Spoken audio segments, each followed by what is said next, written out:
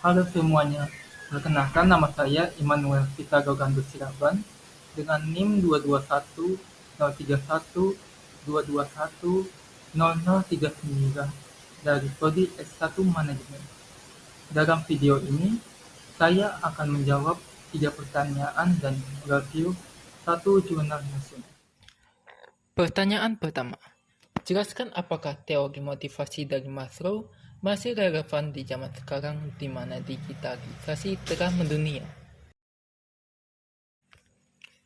Teori motivasi Maslow masih sangat relevan di zaman sekarang untuk memahami dan memenuhi kebutuhan di era digitalisasi saat ini, dikarenakan kebutuhan dasar manusia seperti kebutuhan fisiologis, rasa aman, rasa memiliki, harga diri, dan aktualisasi diri tetap sama.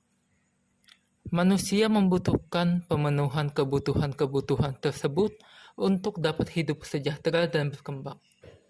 Contohnya, kebutuhan fisiologis dapat dipenuhi dengan belanja online dan kemudahan akses informasi kesehatan. Kebutuhan rasa aman dipenuhi dengan sistem keamanan digital dan asuransi online. Rasa memiliki melalui media sosial dan aplikasi komunikasi, harga diri melalui peluang karir digital, serta kebutuhan aktualisasi diri dengan pembelajaran online dan platform kreatif digital, dengan esensi pemenuhan kebutuhan yang tetap sama. Teori Maslow menekankan pada proses pemenuhan kebutuhan. Digitalisasi mempengaruhi cara pemenuhan kebutuhan, namun proses aktualisasi diri tetap relevan.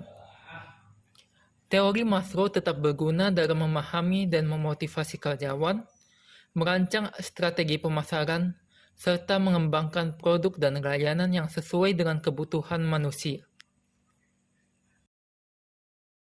Pertanyaan kedua, bagaimana ukuran kelompok, lingkungan fisik, dan budaya organisasi mempengaruhi perilaku kelompok? Kedua, pengaruh ukuran kelompok, lingkungan fisik, dan budaya organisasi terhadap kelompok organisasi. Ukuran kelompok.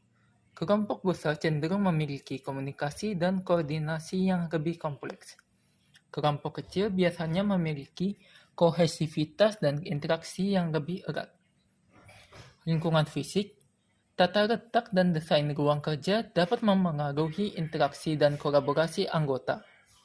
Faktor lingkungan seperti pencahayaan, suara, dan privasi dapat memengaruhi konsentrasi, motivasi, dan produktivitas kelompok.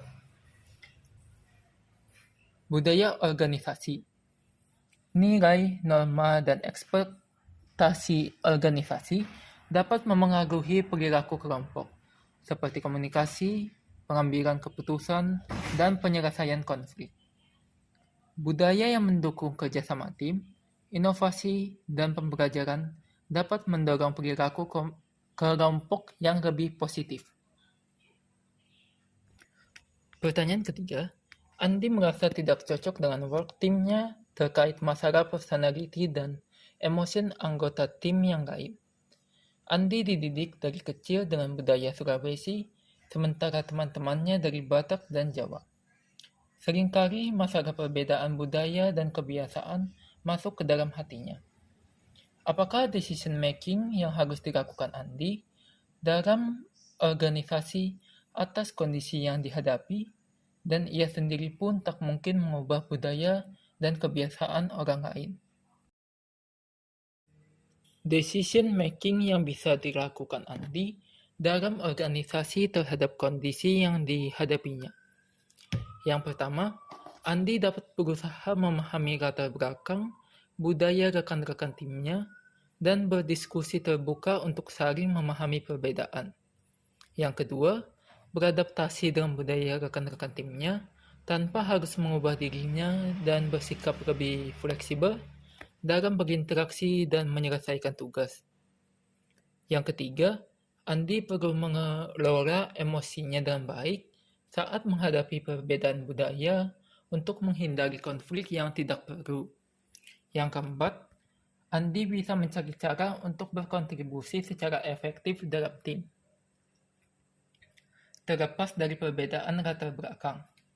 Yang kelima, sebagai opsi terakhir, jika perbedaan budaya sulit diatasi, Andi dapat mempertimbangkan untuk pindah ke tim yang lain, yang lebih sesuai.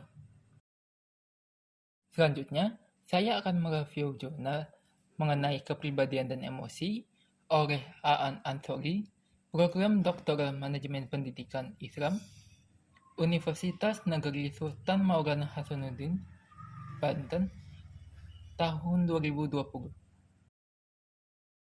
Abstrak, memperkenalkan diskusi tentang kepribadian dan emosi, menekankan pentingnya mereka dalam interaksi sosial dan kesejahteraan individu. Abstrak menyoroti peran kecerdasan emosional dalam menavigasi platform media sosial dan pentingnya memahami sifat-sifat kepribadian seseorang dalam lingkungan organisasi.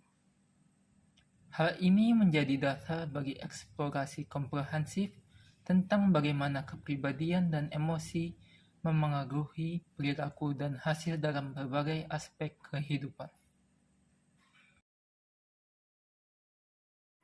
Teknik analisis. Jurnal ini menggunakan pendekatan analisis kualitatif untuk menyelidiki kompleksitas kepribadian dan emosi. Jurnal ini merujuk pada berbagai sumber, termasuk teori psikologi, studi penelitian, dan artikel ilmiah untuk memberikan pemahaman yang menyeluruh tentang pokok bahasan. Teknik analisisnya melibatkan sintesis informasi dari berbagai sumber untuk menarik hubungan antara kecerdasan emosional, ciri-ciri kepribadian, dan hasil perilaku dalam berbagai situasi. Dasar teori. Dasar teori dari jurnal ini berakar pada teori-teori psikologis yang berkaitan dengan kepribadian dan emosi. Dokumen ini mengacu pada teori-teori yang sudah mapan, seperti model kepribadian 5 besar yang menguraikan 5 dimensi kepribadian. Extraversion atau bersifat sosial, agreeableness atau berpendapat mencapai persetujuan, conscientiousness, mempunyai kesadaran, neuroticism, mempunyai gangguan emosi, dan openness, keterbukaan terhadap pengalaman baru. Selain itu, dokumen ini juga merujuk pada teori kecerdasan emosional, kematangan emosional, dan psikologi sosial untuk mengeksplorasi interaksi yang rumit antara emosi, perilaku, dan interaksi sosial. Kesimpulan, dokumen ini diakhiri dengan menekankan peran penting kecerdasan emosional, ciri-ciri kepribadian, dan ekspresi emosional dalam membentuk perilaku individu dan dinamika sosial. Dokumen ini menggarisbawahi pentingnya kesadaran diri, empati, dan keterampilan sosial dalam menavigasi hubungan interpersonal dan mencapai kesuksesan di berbagai domain. Kesimpulannya menyoroti perlunya pemahaman yang lebih dalam tentang emosi dan kepribadian seseorang untuk meningkatkan pertumbuhan pribadi, meningkatkan interaksi sosial, dan menumbuhkan iklim organisasi yang positif. Sekian dari saya. Mohon maaf apabila ada pengucapan kata yang salah dalam penyampaian di pembahasan video ini. Pergi memancing ke Sungai Sula, nila dipancing di hari senja. Salam undur diri dari saya untuk teman-teman semua. Terima kasih.